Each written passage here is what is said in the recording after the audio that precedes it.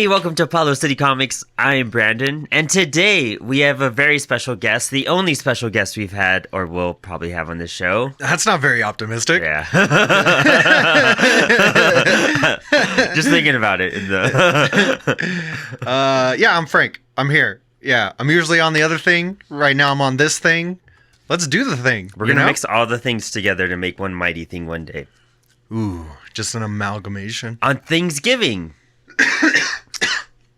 Ooh, this is the first announcement of Thanksgiving. We beat David to the punch. Did we? Yeah, because we haven't it's not like we announce our schedule or anything for the release for the channel, you know what I mean? Time. No, we've talked about it, but this will come out before November, I'm assuming. So this is the official announcement. Be ready. Thanksgiving coming to you November 2019. Yes. Yes. All things coming together. All things thing will be present. Yes. One giant, oh man, like the dog monster. Yeah. That's what's going to A look like. dog monster of YouTube content will be coming your way. So today we are going to talk about some Batmania, Frank's favorite I'm not character. comfortable with that term. Really? This has nothing to do with Batman. Yeah, either. yeah. If I had known that the word Batmania was going to be mentioned, I wouldn't have agreed to do this. It's going to be a series of Frank episodes with nothing but Batman. Frank does not like Batman. Let's make this clear right now. He's not a fan. I was literally just going to saying I'm not a fan would be putting it lightly. Yeah. I have a strong dislike for Batman. I'm not a fan of superheroes. I have a strong dislike for Batman. Yeah, this is the one unacceptable thing. Spidey's probably more up your alley than... Yeah, I can get down with some Spider-Man stories. Yeah, true. But now, I'm finding ways for you to get down with Bat stories. So we're going to talk about two very intense storylines today. And they're both two different outlooks of the character too, which I find really interesting. Yeah, very much so. Yeah, and with the film coming out, I'm excited to see this next outlook of the character. Their Batmen differ as much as their artwork. Yeah, yes. Very true. And today we're doing Alan Moore's, along with Brian Boland and Kyle Higgins, The Killing Joke, and Lee Bermejo and Brian Azzarello's Joker graphic novel. And they're both released as graphic novels. No individual stories, no individual issues, just a straight heavy-duty book, essentially. Yeah, and they're both pretty short, but they're dense. You know what I mean? Yeah. Starting with The Killing Joke, I mean, the artwork tells so much of the story itself 100%. Without Alan's writings. And Alan Moore is known for being that very intense and over-the-top writer that kind of just warps everyone's brains. But this is his most disliked story he's ever written. Really? He hates The Killing Joke. Oh, his most, personally, the one he dislikes the most. Okay, that makes sense. He just thinks it's utter trash, and it's just not worth it. And it took 2 years to come out because he was having a falling out with DC at the time. That's probably why he hates it. It was just, terrible to work on. Yeah. He just had That a sounds like a bad horrible time. experience. And, but, I mean, it's gone down as one of the top, just like all of Alan's works that he did for DC. It's one of the top recommended readings right next to Watchmen and V for Vendetta and Swamp Thing that he's done. So it's weird how Alan Moore really defines the DC universe compared to anyone else. And he hates the company. Yeah, and he hates the fact. It's like a boss. He's done. That's very interesting. Yeah, I don't know. I enjoyed it. Yeah. I enjoyed it thoroughly. And there's two versions that we were looking at. And you just briefly saw the second version of it. But the coloring on the book, depending on what year you got your copy, you have a different coloring on it.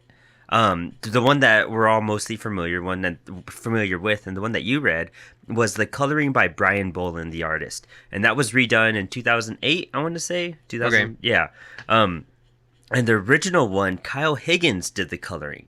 And there is a dramatic tone difference in the story because of that. Brian Boland's coloring is very kind of bright, and it tells a lot more of the story. You could get a feeling of each character, and there's detail. And Kyle Higgins is more of a watercolor brush over. Yeah, it's definitely more colorful. The colors are pretty out there, but yeah, the Boland stuff just pops. I don't know. Yeah, I definitely prefer the Bolan stuff. Yeah, just from the start, like there's clarity to it. Unlike, and the other one kind of felt like a misty dream. It's got like an Archie Comics feel to it. Yeah, you're right. Honestly, it does. I mean, starting from page 1 over here, the first 2, I want to say maybe even 3 pages. Yeah, the first 3 pages only have 1 line of dialogue. Yeah, it's intense. And we're doing the 9-panel grid, something that Alan is famous for with Watchmen, and it's kind of taking the camera and pulling it back piece by piece, which I find very interesting because it's such a good storytelling element, how it's just unraveling before you as we lead to him to speak to the Joker. Starting with the raindrops on it, and then you're seeing the Batmobile drive up, Batman get out of the car, walk into Arkham Asylum with Gordon, and even the officer expressions I think are great. When Gordon passes off his coffee, I straight up got up and made myself a cup of coffee. I was like, yeah, coffee sounds good right now. This is going to be a heavy night. You just see the steam coming off of the cup. I'm like, yeah, I could use some of that. And it's funny, I think it's goofy. They have the little the tag on the receptionist desk. You don't have to be crazy to work here, but it helps. Like all it's missing is like a little cat poster behind it, like hanging from a tree, and it just says "hang in there." Yeah, honestly. And I mean, it's cool. I think one of my favorite panels is the middle one on page 2, where you see Harvey Dent and he's looking through the bars, and you see half of his face with the bar splitting it. I love seeing the purple faced Harvey Dent, how burnt and just beat up it looks. Oh, he looks real gross. Oh, and this like speech that Batman has prepared, I think that's interesting.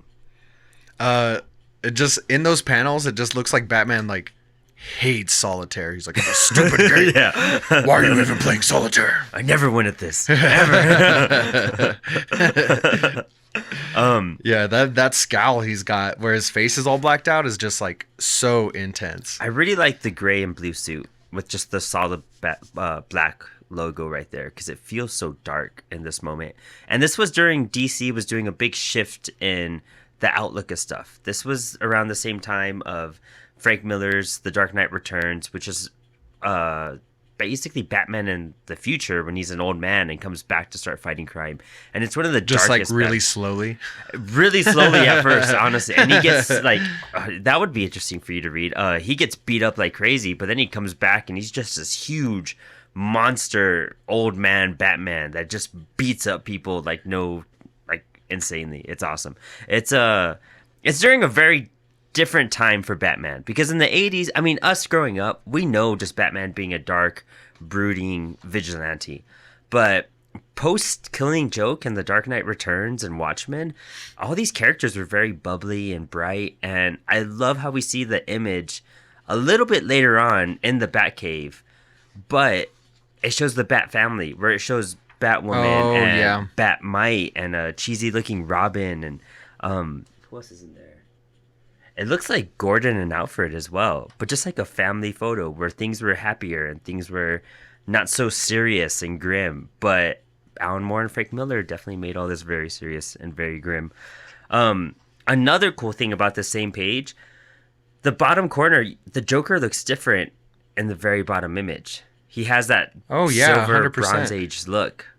And right now, currently, Jeff Johns and Jason Fabok is actually working on a series called The Three Jokers. And basically that there's 3 Jokers in existence. It's never been the same one. And they use the 50s, 60s Joker. They use the Killing Joke Joker and the modern current Joker. And using them as all 3 different people that are essentially the same persona. Okay. Yeah, so it's kind of a cool... Very interesting. Mm-hmm. And I think it's kind of interesting that Jeff Johns is doing that storyline, kind of pulling it from, I feel like, The Killing Joke, just like he used Alan Moore's Watchmen to do Doomsday Clock as of recent. So he's kind of picking up these little things Alan left behind and elaborating on them a bit more.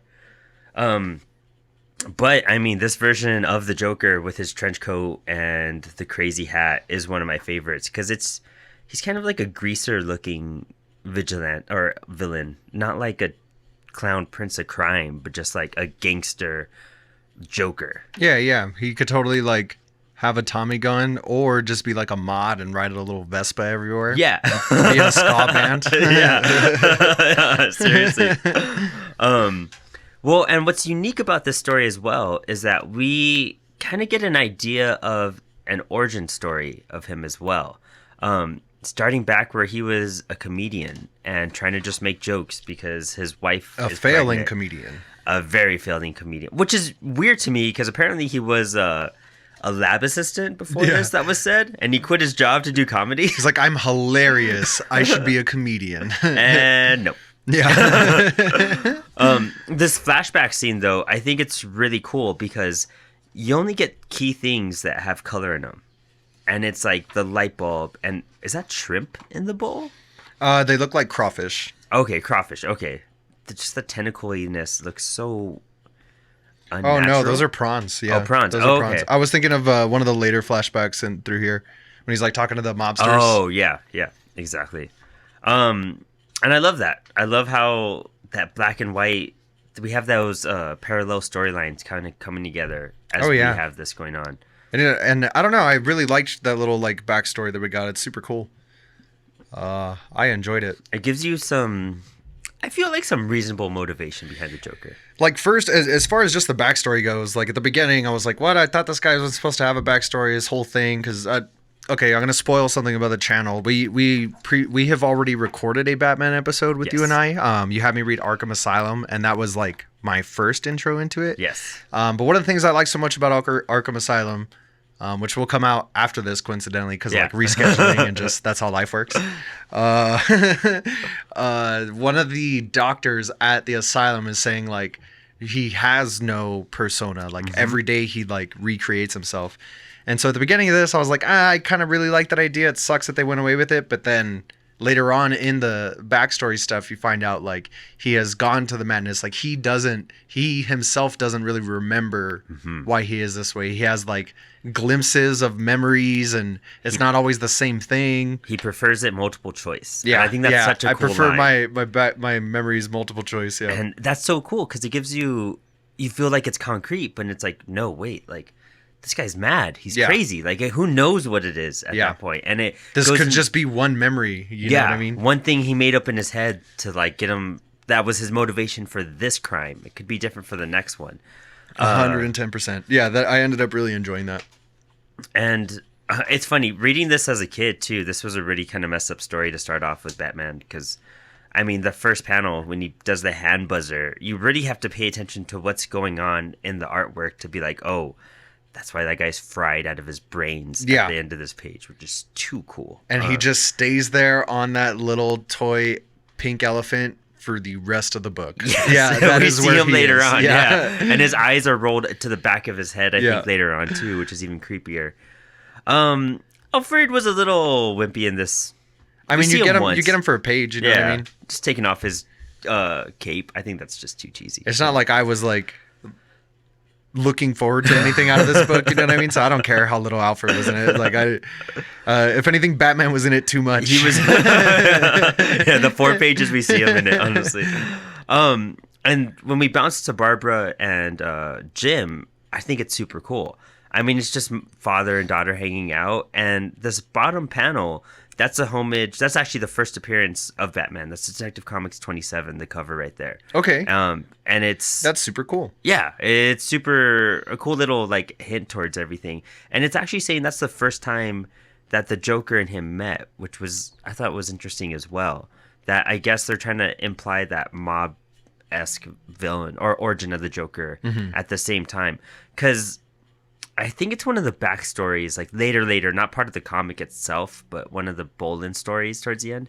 It shows it's a Mark Waid short at the very end of this book, but it shows the version of the Joker's origin as a comedian, a gangster, and the Red Hood.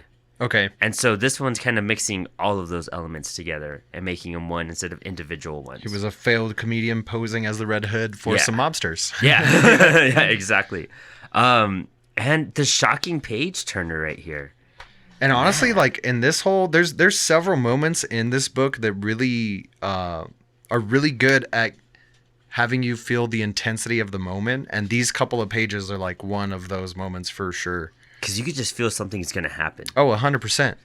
And just seeing Barbara open the door, the Joker at the opposite end, we look at the gun, back to her face, and you're like, what do you do? I love the Joker's like Bahama vacation outfit in these pages too. It looks, Yes. I don't know, something about it's so awesome, man, with his little Hawaiian shirt and his hat. It's so creepy. Like, and his entire like photo puns, or librarian puns. That's Yeah. what they are. Yeah, the coffee table edition, and it's just so brutal. It's so messed up. Honestly, like, Dude, he just shoots her straight in the uterus. It's horrible. You know what I mean? She's down for the count. crashing over a glass coffee. That's some power right there, and some intense pain breaking glass that thick. Oh yeah.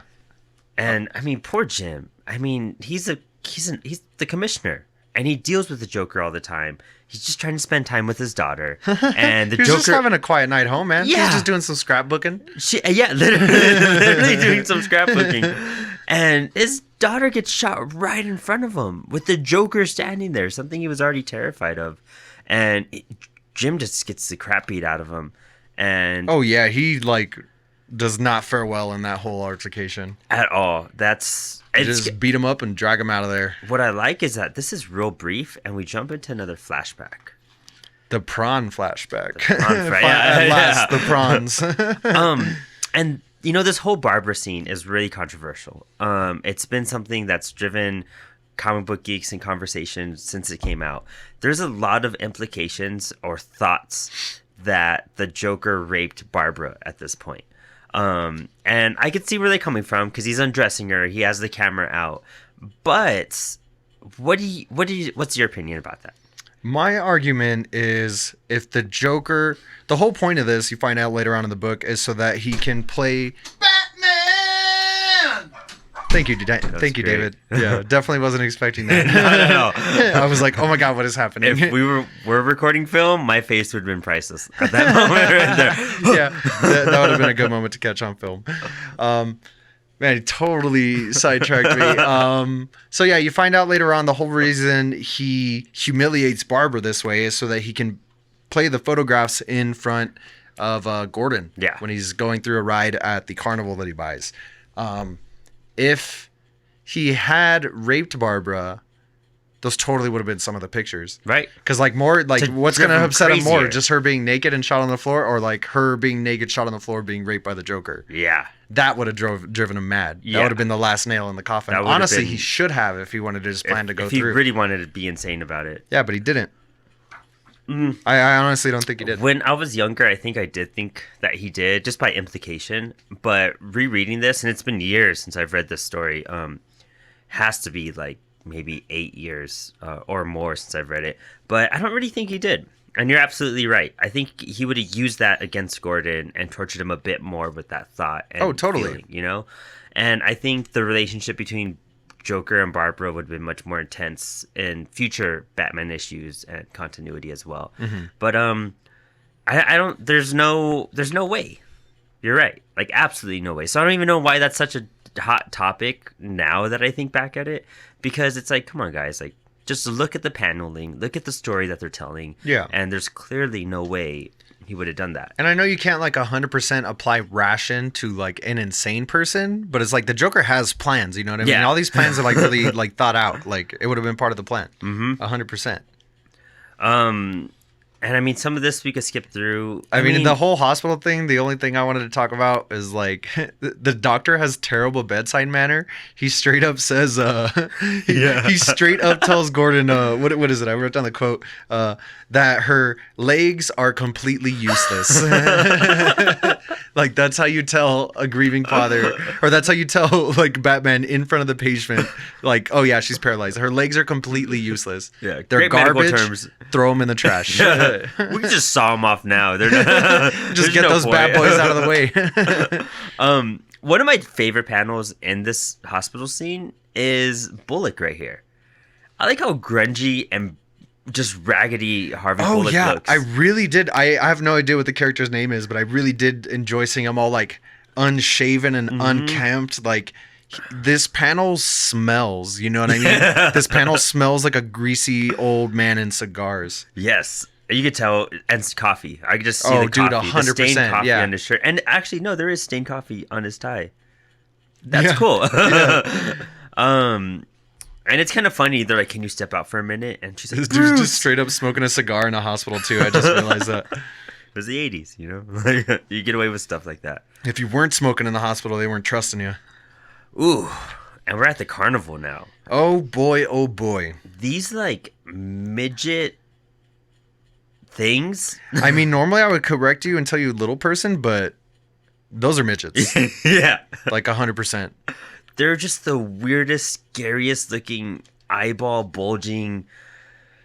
I mean, they look like they came out of a Rocky Horror Picture Show. I mean, they look a little bit like the geeks in American Horror Story and like the Freak Show one. Oh wow. Yeah. Yeah, they're weird little like bald head and the ponytail, but they're also all like jacked. Like they're Yeah. all super ripped. One of them is walking around like in high heels and like fishnets. It's crazy. Yeah. Dude. And it's really uncomfortable. Oh yeah, You know yeah, what I yeah. mean? You turn this first page, you see Joker. I mean, it Gordon feels like a naked. nightmare. Yeah. Imagine waking up in the grass while these things take your clothes off of you while you're handcuffed, And you then they're see- just zapping you with a cattle prod the whole time. And you get oh man, I love it. So weird, so creepy. You know what though? Gordon- Gordon's got a bod on him, man. I tell you what. He does Just still looking at these work out. panels. Yeah, dude. Gordon's keeping up with it, not looking bad naked right now. And I do love the baby Silver fox, if I may say so myself. the baby throne that Joker's on. Oh yeah. That too was just like, where'd you get that many dolls from? Yeah, right? Like those weren't just sitting around here at the carnival. Maybe they That's- were. Maybe that's what happens in abandoned carnivals. They just fill up with naked dolls. But yeah, he's like on a mountain of dolls and doll parts. And I love how we go to the first person. I love the viewpoints we come here. Because there's a first person view right here on this next page with Gordon's hand reaching out. And it just shows you how uncomfortable what he's facing. Yeah, yeah. Like, and- he's not necessarily grasping for anything like specifically. He's Yeah. just like grasping What? for some Sanity. sort of sanity. Yeah, yeah. Just like, oh my God, like please let me wake up.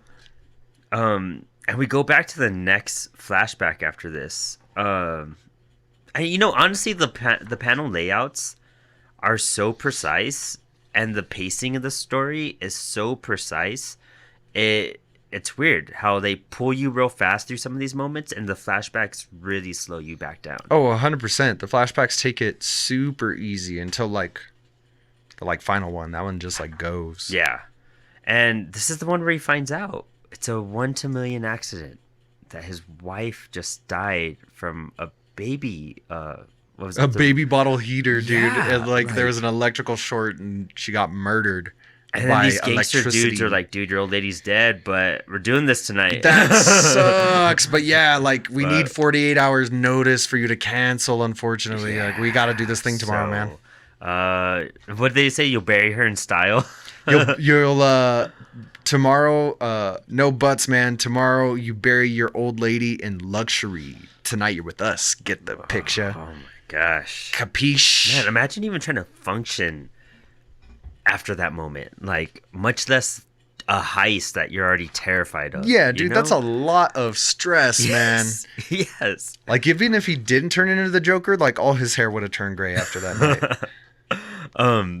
Yeah, I love the final panel right here, the cringing hands and the like weird characters in the background of this bar. Like the dude on the right looks a little bit like the Joker. Yeah, like the lipstick and the outfit. And then so there's an animated version of this story as well. Fans were demanding it for years. I But be remember careful what you wish for. yeah. I I remember coming back from my first year at San Diego Comic-Con, and I got back in town, and it's a 12-hour drive. I got back in town just enough time to make it to the theater and see the premiere of this. And I remember watching it with my dad and leaning over and being like, "Dad, does this suck?" And he's like, Yeah, this is bad. You're not just tired. This is really bad. And it's weird because they got Mark Hamill as the Joker, and they got Kevin Conroy as Batman, the one that we're all kind of known for from the games and the animated series. And it just did not fit the style. For some reason, like the animation just didn't work because they were really trying to kind of mimic Brian Boland's artwork, and with those voices and the writing, it just didn't work out. But something about the film is that there is a musical number in it, and I was really thrown off by it. I didn't remember this musical number until I reread this.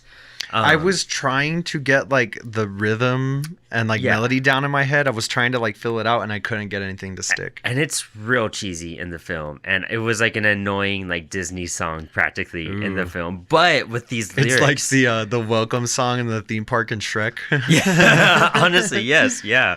And it's cringy in the film, but reading it, it's like creepy. I mean, if you're going through this weird thing and you see the Joker singing you a bizarre, just, He's like straight up doing a song and dance. He's like kicking his legs up in the air with his hand in one hat and the cane in the other. You know and what I then mean? all of them are doing this like Russian dance at the bottom, and Yeah, Yeah. there's like the freaks and then like two Russian dudes Yeah. for some reason. because they're involved with the carnival, because Yeah, they're yeah. Russian. And, Oh, we are Ferris wheel operator. and so here's the point that you were making earlier is that he shows the photographs to Jim. Yeah, it's like part And of the ride. It's like he flips her over, so you see the blood come out of her back and her in pain, and she's completely naked, just covered in blood, and she's crying from pain and fear and all that. And Jim is just going crazy. 'Cause And that's just his for the job. record, Barbara got it from her daddy, man. She's got just as good a body. Yeah, all right. It's covered in blood Yeah. and her legs are completely useless, but But hey, on a good day, woo! there you go. And the Joker final panel here, I love how crazy his hair is. His He hair, just his looks face, all of insane. it, dude. Like the way his neck is craning out like that, it looks super unnatural. Super weird. Like, it's awesome. It's such a good mix for what he's going for. And then we jump to Batman just going through the city, just trying to find out what's going on until he gets the invitation to the carnival. And something we also keep bouncing back to are these raindrops. They are everywhere throughout the book. And it's always through a reflection and always a next step in the story. Like something about the ripples and the puddles, just like I love so much. Like just the geometric like It's like a perfection in 'em, calming, dude. Yeah, like, I love image it. for it. And then one of the final flashbacks, the Joker as Red Hood going through this factory, and I guess things go amiss, and there's more security than he remembered, and these guys get their brains blown out. Oh, the yeah. gangsters he's with. Like one of the dudes just gets shot through both legs first as they're running away. Like that panel is really crazy because you just see the look in his face, like, my legs are completely useless. And then like he eventually gets shot in the face. Yeah, Yeah, just headshots all across the board. What I love about this, because I always love seeing like classic Batman images, is how the Dark Knight looks in like this top photo, because he looks creepy when he's and like leaping over them. Yeah, I like the long fingernails and the long bat ears, like the cape running behind him. I think that's a cool image of Batman, just that stretched out kind of monster look instead of a man. And he's still, I Yeah, mean, he looks like a gargoyle. yeah, it's super cool. The the gauntlets are all stretched out and everything as well, where it looks like you could really just mess someone up with it. But here it's kind of funny, like, you know, the film, Tim Burton's film Batman came out a couple years after this, and this was an influence behind it, and so that's where they got the whole falling into the pit of that vat of acid. The pit of that. The pit of that. Skipped a word. But here it's funny because he just jumps into it. He just like, I got nowhere to go. I'm gonna do this, and he jumps in. And even on this flashback, I like how we have the green of the acid inside of the final puddle. Well, I don't even think it's like acid. It's just like runoff from the chemical plant. You know what I mean? Mm-hmm. Like it's just like a cocktail of nastiness. Everything. And it's like There's one probably thing. a little bit of acid in there. It probably stung his eyes. Yeah. And it's cool seeing, like, I really love seeing, like, his face, the way it looked normally. Yeah. And then comparing it to where, He's actually kind of handsome. yeah, You know what he's I a mean? good looking Very guy. particular, very like peculiar like facial structure, but handsome. I think they Dashing mentioned even. that too, that he's a weird looking guy with when he puts on the helmet. And all. Yeah, yeah. You know, you got a weird shaped head. Yeah, yeah. And as he's putting it on, and I mean, imagine looking just through like binoculars through that red helmet. Like, Yeah, that shot looks like, I don't know, like really strange. You know what I mean? It's really cool. It was probably very disorienting in that thing. yeah, just running through and running for your life against bullets and how everything's echoing. But I love how he takes it off and he sees himself, and his brain's just done. He's like, I just lost my family. I was just in this heist. Like, my life's down the drain. And he's like, that's it. Like, he broke. He just cracked. Just like starts laughing. You know what I mean? He just loses it. And that's, I mean, it's a cool origin for the Joker. Yeah, one I can bad dig. day, and I get that. Like, I get how it's relatable. How you could just have one. All of you are bad just day. one bad day. That's the only difference between you and me. Just one bad day. Yes, and also, you know, when we come back to the present moment, I love this Batmobile. I think it's too cool. I like the Ram Bathead. You know what? I didn't even look at it too much. I hate the Ram Bathead. You do? It looks It's so goofy, stupid. dude. I really like the lines, like the flare off of the headlights. That's really Yeah. the only thing I paid attention to in the panel besides the two freaks running I like away. the wing in the back. Didn't look too. at it too much. I hate it. It's real golden age looking Batmobile. Even for sure. in the panel underneath it, the small one where you get the kind of undershot, I hate the Bat Ram head even more. Really, I think Yeah. it's cool because it has that like sharp goatee type of chin going on, just No. to like. Don't dig it. But that's coming from a not Bat fan, so it's Yeah, very yeah. reasonable and very goofy looking. Otherwise, I can agree. But I mean, I could see where Tim Burton kind of got his Batmobile from. You know what I mean? that elongated front, yeah. and I like And how the it's like, wing in the back, yeah. I do dig the wing. The wing is cool. I'm glad it doesn't have wings on the side too, though, because that'd be obnoxious. What if they flapped? As he's driving the Yeah, faster, yeah. just like And he goes too fast, they kind of flutter. as he brakes, it would just go up. One of the cool shots here is the Joker spraying acid on Batman's arm, and I like seeing it how it bubbles up on the panels as well. Yeah. So he gets Gordon out, and Gordon's like, we have to stop him. Like, do it by the books. You're not going to kill him. Like, bring him in. We're going to show him that our way works. And no matter what Gordon's seen and been through, he's still on the side of the law, which is, that guy has some willpower. Gordon's 100%. just like, yeah, make sure you read him his Miranda rights. By the way, you don't have like a spare pair of shorts or something on that utility In belt, that- do you? Dude, can I go You in have the car? everything. You don't have like, yeah, dude, come on, my junk's all Dude, out. you got one of my coats. One of them. Like, You didn't even bring me any clothes. and come on. You tell me the world's greatest detective didn't plan to bring me like a pair of jeans or A something. blanket. Yeah. You got a blanket back there? Like you set me up with? It's freezing. It's like the middle of November in this like story too. Right? So it's and the supposed to be shock, like, it can't be comfortable. cold. Yeah. Yeah. Give me something like I peed a little bit. Like come on. Like, Gordon's gonna get the flu for sure, dude. this chase down's really cool. I love seeing the panel where Batman just like busts through the glass. Yeah, that's really cool. Yeah. I knew we were gonna like run through a fun house and stuff, but it's kind of fun that like the Joker's just like talking mad crap the whole Yeah. time, like through the PA. What actually on the next page, my favorite part, and I've loved this since I was a kid, but there's like this Mad Magazine goofy skit where the Joker pulls down the cowl with his two fingers and he blinds Batman for a second and then he hits him with a piece of wood as his cowl is all messed up. Like, what a goofy way to like attack Batman. But it's like a Mad Magazine skit right here, and it's true. Why don't you just, because it's technically just cloth for the most part, why don't you just get his thing and just pull it down a little bit? Yeah. I guess that's why they've added like the electricity stuff later on, because they're like, yeah, that was goofy. That was It's really funny. ridiculous. It's just like, you can't see through your mask, idiot.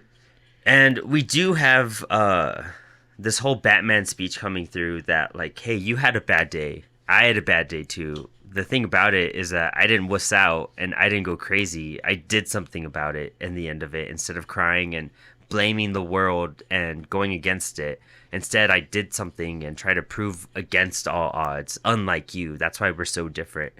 But it's like, at the same time, man, like a real person that's not Batman, I think they would have just been the Joker at that point. I Yeah. think that's why the Joker is so strongly relatable in this comic, and you have sympathy for him in this book too, because you have sympathy. Well, I mean, you don't have sympathy for Batman, but like fans have sympathy I'm for glad his Batman. parents died. But I wish I would have died sooner. the Joker is like, you're just like, dude, I feel you. You know what I mean? That's a everyday working man issue almost at that point. Yeah. And then we have the final joke, which is actually pretty humorous. With the flashlight and turning it off halfway through.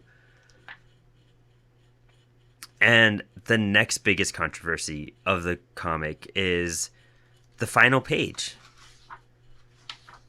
We have the sirens coming. They have this middle panel where it shows Batman either grabbing the Joker or just holding on to him as they both laugh together at this joke. But there's talk that it's called the Killing Joke because at the end of it, the final joke, Batman kills the Joker. And that's it. Or is it the Killing Joke because the Joker's life, I mean, essentially killed him as like who he was and created this other one. But do you think that they killed each other or Batman killed the Joker, or do you think... I hadn't thought about it in relation to the title yet, but it kind of makes sense that he did kill him, and like that's a really good argument for him dying. And that speech they have that they say in the beginning, we come back to it at the end. I've been thinking a lot about us. We're going to drive each other to And one of kill the each last other. points he makes in those speeches, like it's either going to be you or me. Yeah. Like one of us is going to die at the end of this. And it's almost like I could see Batman deciding like, well, it's not going to be me. Yeah. I love being rich. It's the best. I just want to keep doing this. Yes. And what are you? You can't even make jokes. It's the best plot armor ever. And then we bounce to the raindrops, which are just as peaceful as they were at the beginning. Yeah, for reals. It's honestly gorgeous.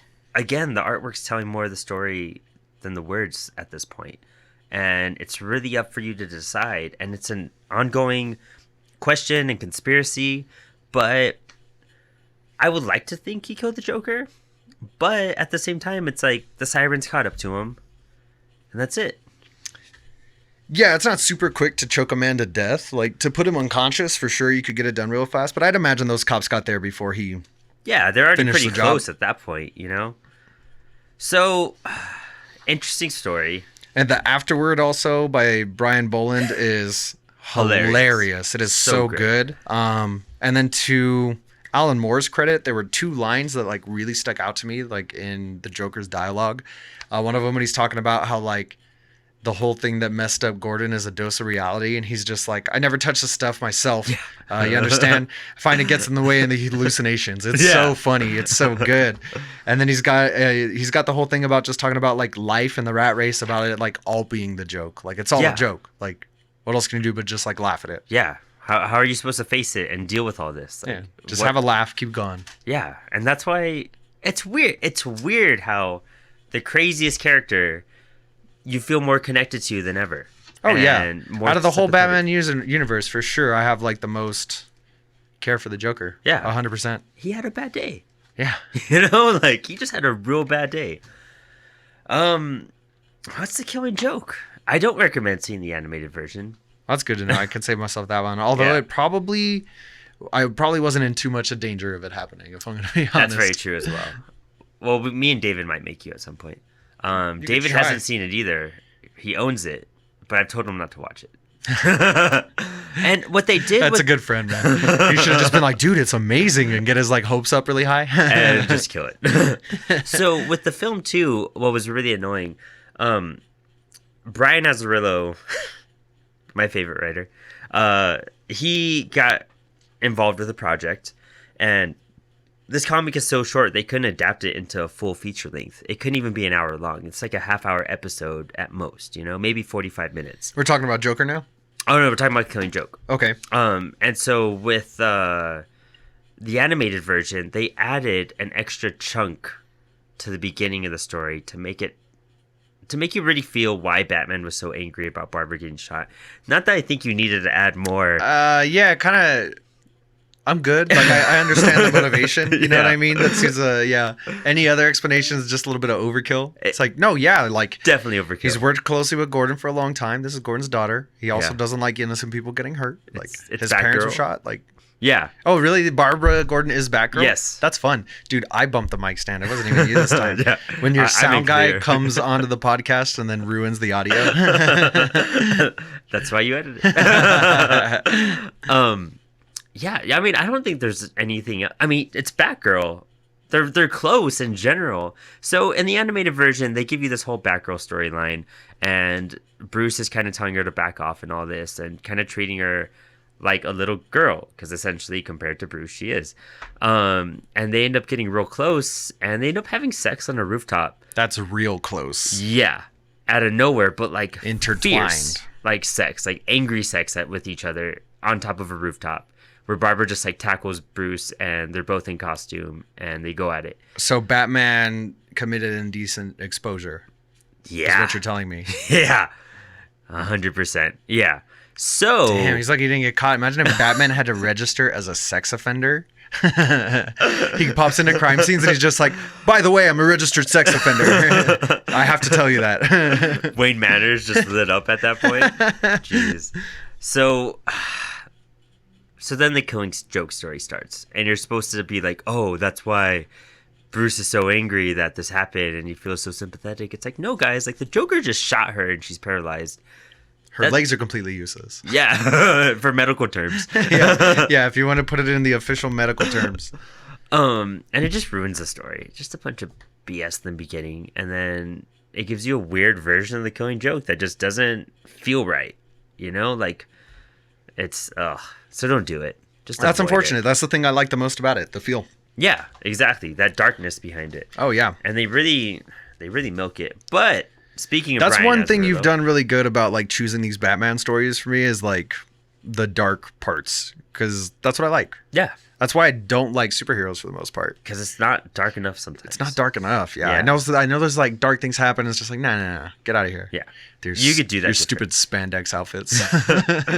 you wouldn't do that. Come on. It's only acceptable for luchadors and like people who compete in the Winter Olympics. I forgot what those outfits are even called. What do they do in the Winter Olympics? The ones where they just on the sled and they're Luging. Luging, The luge. yes. Or They the have to, like- bobsled. to, The like, one where they're like flex. down, like flat, or the one where they're in the little cart. Down flat. Yeah. Yeah, Didn't it's they make a luging. movie? No, they made a movie about bobsledding, about the Jamaican bobsledding. Yes, that's what I'm thinking And it's of. called Cold Runnings. Yes. And it's amazing. We should do a COE on that one. Yeah, even if David's not down, let's make him do it. We have to do it. It's such a good movie. It's awesome, dude. David. David doesn't like it because he's a racist. That's right, folks. You heard it here first. David is a racist. 100%. 100%. That's why. The only reason he's not in the Klan is because he's not 100% white. That's true too. But I've seen the outfit.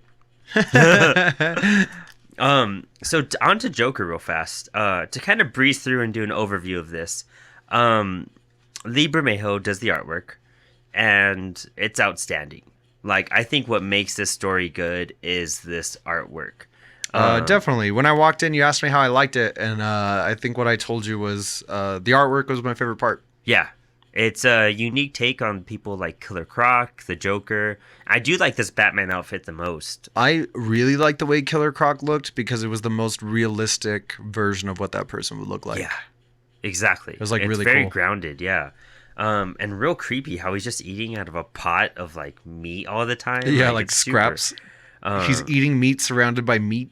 Yeah, and it's a really, I don't know. If I feel like this is like a future version of the Joker from The Killing Joke almost.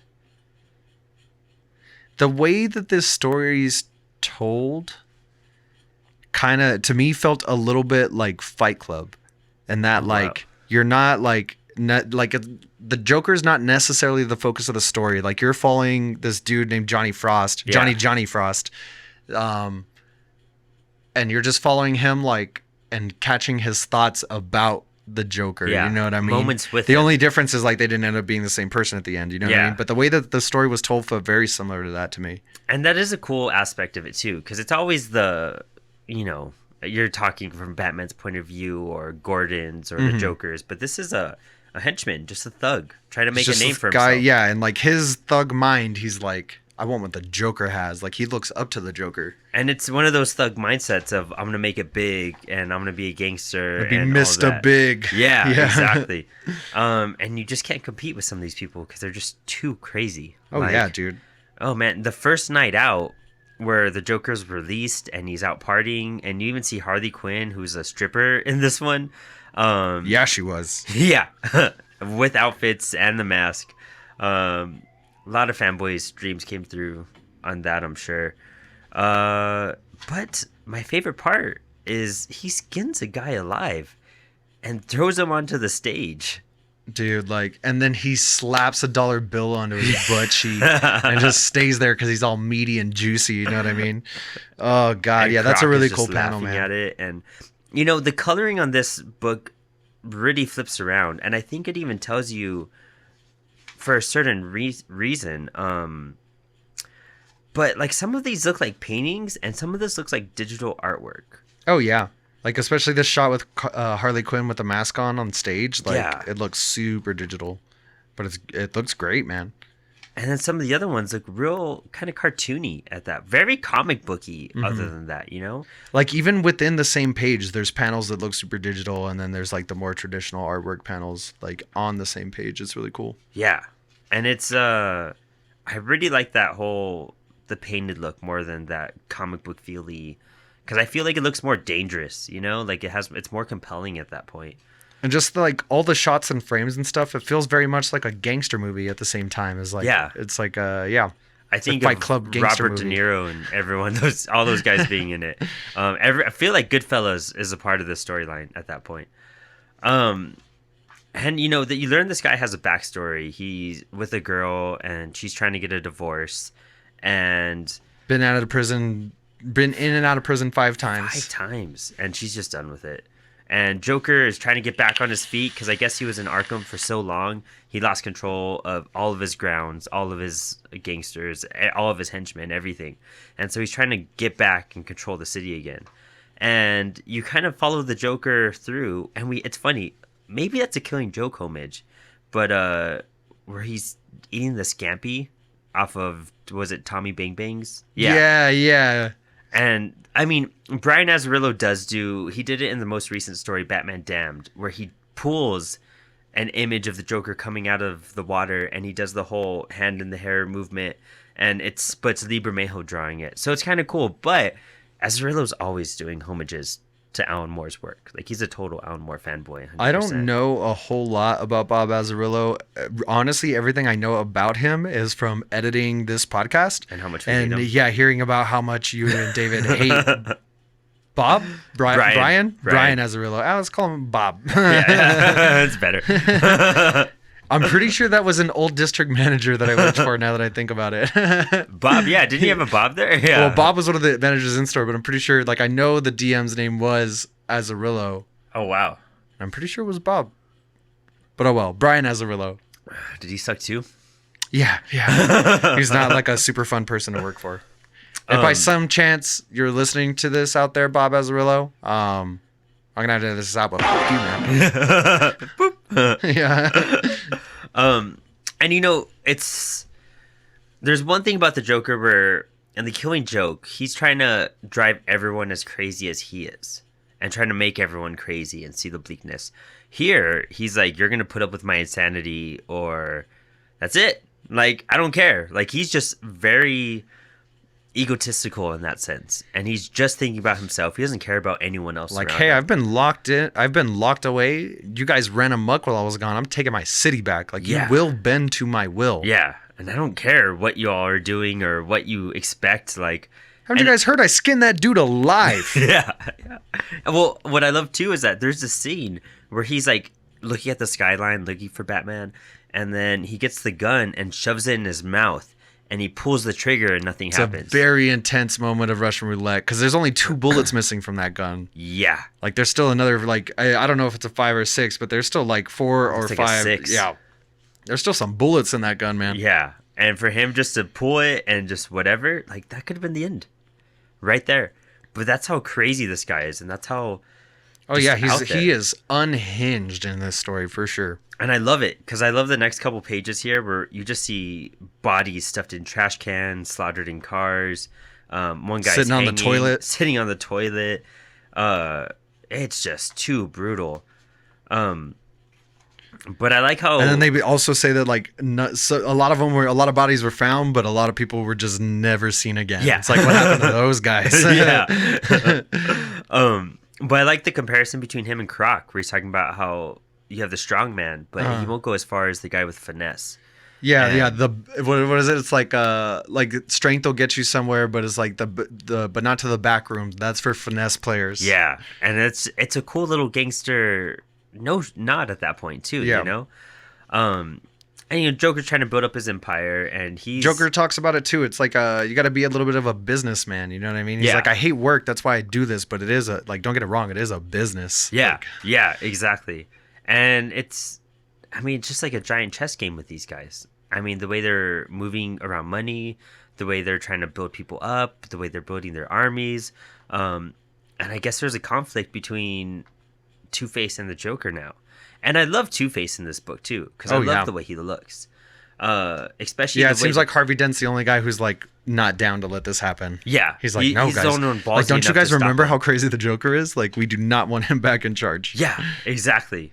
And what I love too is the next scene after Harvey ignores his calls, the Joker just goes crazy. He just throws a tantrum, literally, and smashes everything up. And the one guy is like, "Hey, whoa, he's having an episode," and the Joker gets him and stabs him in the face with a bottle. And Yeah, just leaves first him. breaks the bottle with his face, and then uses the broken bottle to stab him in the face with it. And you can see his face as he's just digging into it, that facial expression. And he is so into it. Like, that's what's so great about the artwork, is that you get such a definition of the Joker's range of emotions. Like, his concern and his, like where he's trying to play off something, to his straight anger and ferocity behind every movement. Dude, and the onomatopoeia in that scene where he is stabbing him in the face with the glass is so good. The crick, jerk, and then you get a spurt. Ooh, yeah, dude. Yes. Like, you could just hear that pop. You know Yeah, what I mean? yeah. Like, ooh, he hit something. And that's where the blood explodes on that next panel too. Yeah. It's so cool. What else is going? Oh, another interesting moment. And the Joker in this one, he talks a lot about like taking pills and just always taking pills and taking like prescription medicine. You don't take And- pills, they make things better. Yeah. He's like, look at me. Like, it's the best. Like, Yeah, this yeah. is what you want to do. And it's funny. It's actually earlier in the story where he does do that line, and the guy's like, oh, I can't do that, Joker. And he's like, what? Do you think you're better than me? And he's like, no, I can't swallow him dry. Like, and it's like, whoa. His range of like insanity and jumping to conclusions. And And he knows it's like the slightest things that set this guy off. Because like earlier in the story, like the Joker ends up implying like, yeah, you live with me now. Like, I need you here. Like, go to your apartment, get whatever you need, and then come back. yeah. And he's like, and I agreed, but the only mistake I made was hesitating. Because like the Joker noticed that he hesitated to answer, and like that's And- dangerous. And yeah. that's where he flipped again. Like, and again, like here in this next spot where they're kind of walking through their little hideout, and the Joker is just holding Harley and crying on his knees, like such a weak, vulnerable state, like with his woman. And I think that's just a real strong and powerful notion towards a guy that's crazy. Yeah, he's like a broken man. Yeah. He's like shattered to pieces. Yeah, and I love it. Like, I love how you get to see how. And the coloring is really good too. It's all very like red. It's very like visceral. You know what I mean? Yeah. And it's you could tell Harley's just there to, I can't even tell if she cares. Like, she's holding her hands up, but she's not holding them back. She looks like she's just- flicking the ash off of her cigarette. Yeah, exactly. Like, she's just waiting for it to end. Like, Yeah. it makes you feel like Harley's a little crazier than the Joker. Could be. I wouldn't doubt it at all. So you also have this other detective in this story who's following around Johnny Frost, and he presented divorce papers earlier, and I guess he works for Two-Face. I think those are just the divorce papers that are already like in his apartment. Just like, Oh, okay. like, hey, you idiot, you're getting divorced. Yeah, and just throwing it in his face. Okay, Yeah. that makes sense. That for sure makes sense. Because he was like he says something about like could have just sent like my wife sent you or something. He's like, no, that's not why I'm here. Like, Yeah. this is why I'm here. Listen up. Yeah, I guess just more against him at that point. And I Yeah. mean, if that guy does work for Two-Face apparently, and that's what gives Two-Face his juice later on as well. And Damn, I forgot that Johnny gets kicked square in the taters, like in one of these panels. I forgot what he tells Oh. the Joker, but the Joker just like rails him in the nuts. he man. gives him attitude. Yeah. And then he just like He tries to give him the same attitude that Croc gave him. That's what it was. Because Croc shows up late and he's like, "What is that a problem?" And then Johnny tried it, and Joker was like, and just, "Yeah, bam. And big I love, problem." right between the legs, you see him lift off the ground a little bit Yeah, too. yeah, he picks him up, dude. You know that hurt. I like the Riddler in this too.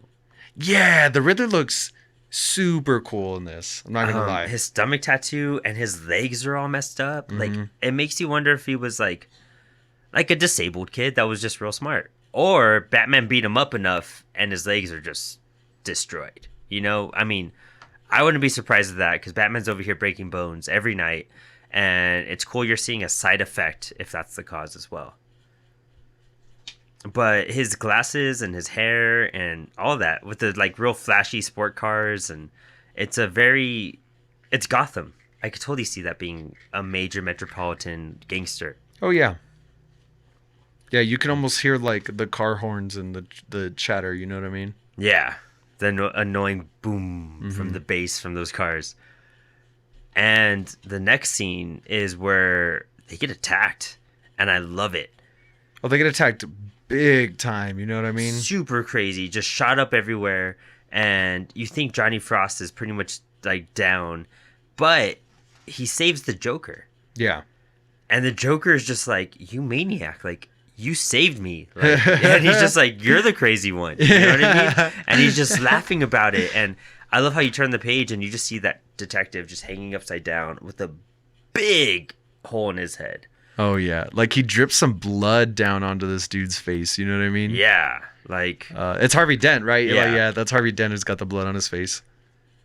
and then you see that's good stuff. I guess the Joker after that is trying to like heal, and he's just loaded with pills. Yeah, he's got like an ice pack on his head, or is that a pill bottle? It's a pill bottle, Nice. and even by the phone, there's That'll a work stack more of than an ice pills pack. too.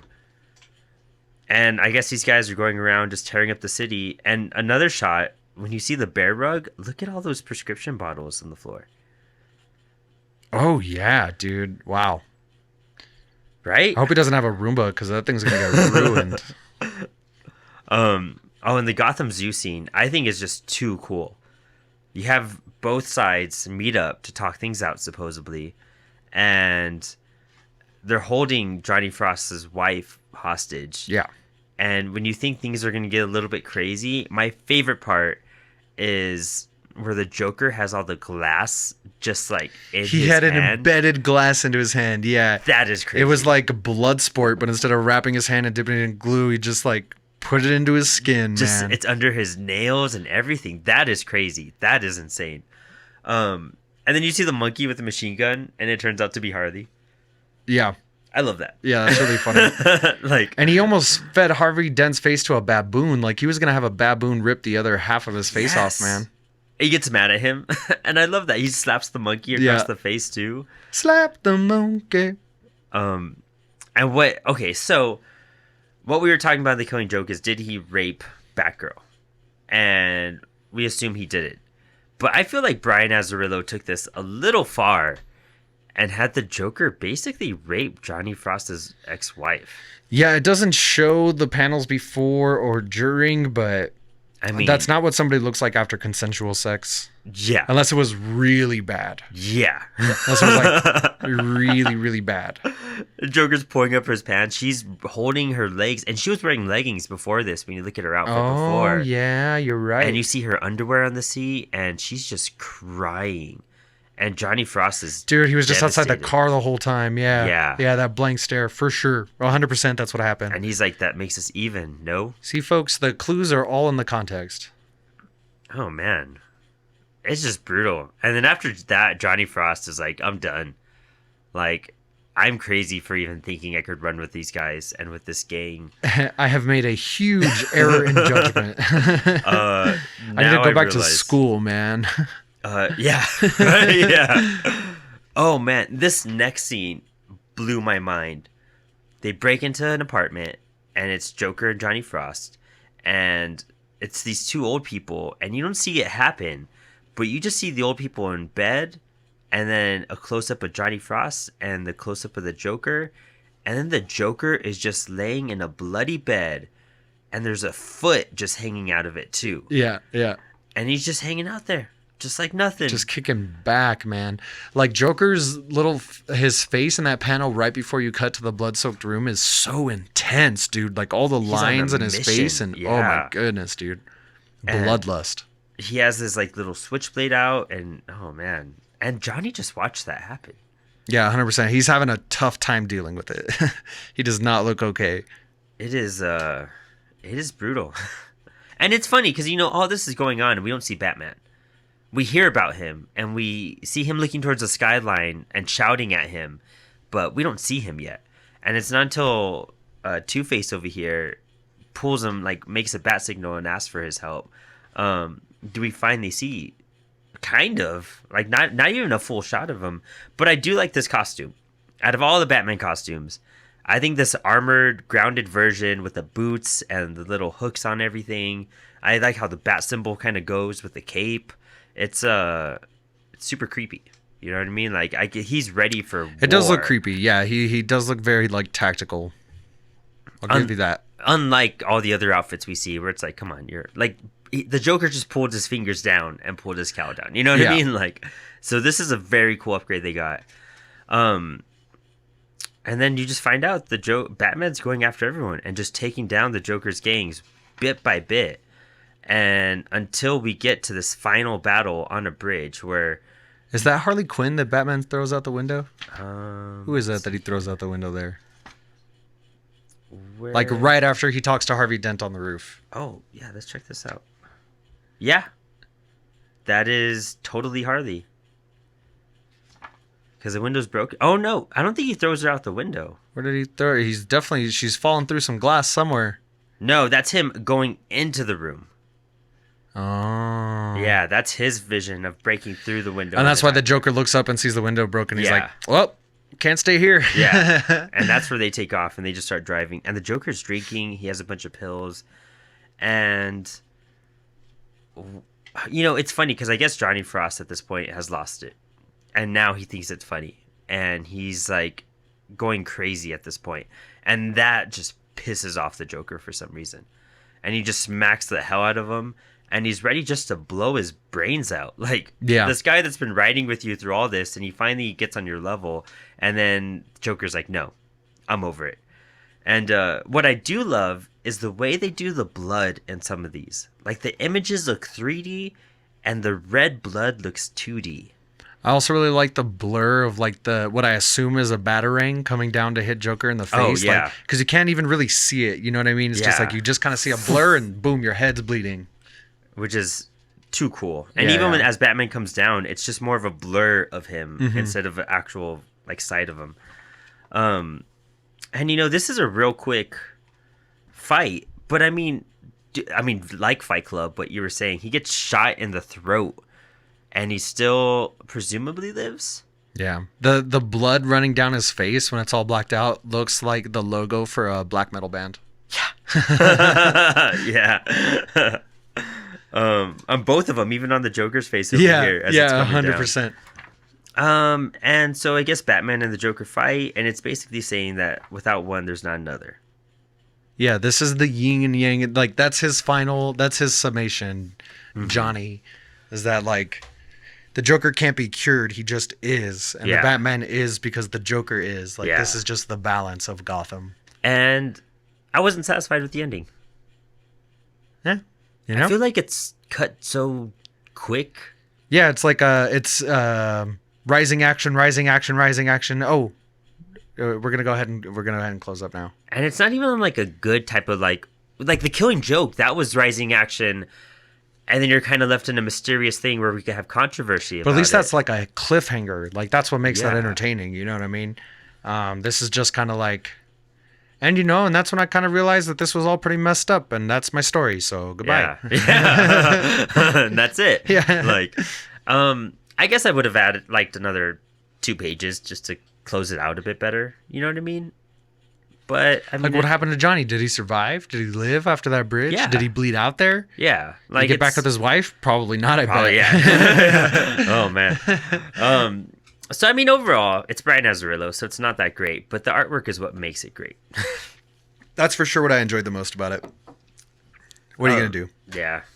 But 2 different sides of the Joker. two very, I would say, very different. Because even in their actions and the way they carry stuff out, one's trying to make everyone crazy. One's just crazy. You know, at least one has like a motivation. Yeah. And this other one is just acting out of like animalistic views at that point, you know? And I know you had told me that you thought I would like Joker more because of the darkness, but yeah, I like just as a read, I had a lot more fun reading Killing Joke, like 100%. It's a good read. Yeah, definitely. It flows real well. It has some good meaning and some good interpretations behind it. I think you could talk about it a lot more than you could with Joker, I guess. Oh yeah. There's a lot more to dig into and to think about than this other one for sure. But that's and we have a movie. We're gonna do a COE on Joker. Oh yeah, more Joker coming at you soon. And it really is like Joker face and not Batmania. Yeah. Did I say Joker face? Joker Fest. Joker Fest. I was say joke off. Joke. Well, you know. Nailed it. Got it. Oh, man, that's a lot of insanity for one sitting for sure. Yeah, to wrap your brain around. Like my brain feels a little like mushy. Like it's just like a lot of like insanity. Makes me gonna think about my actions. Like that's how I spent my afternoon. You know what I mean? Just like reading about an insane person.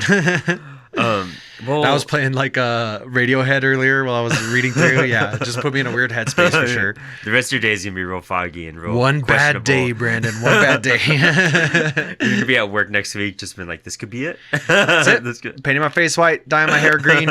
It's time. Well, that concludes it. Anything else going on with you, Frank? I mean, no, not really. You know, we typically when does this even come out?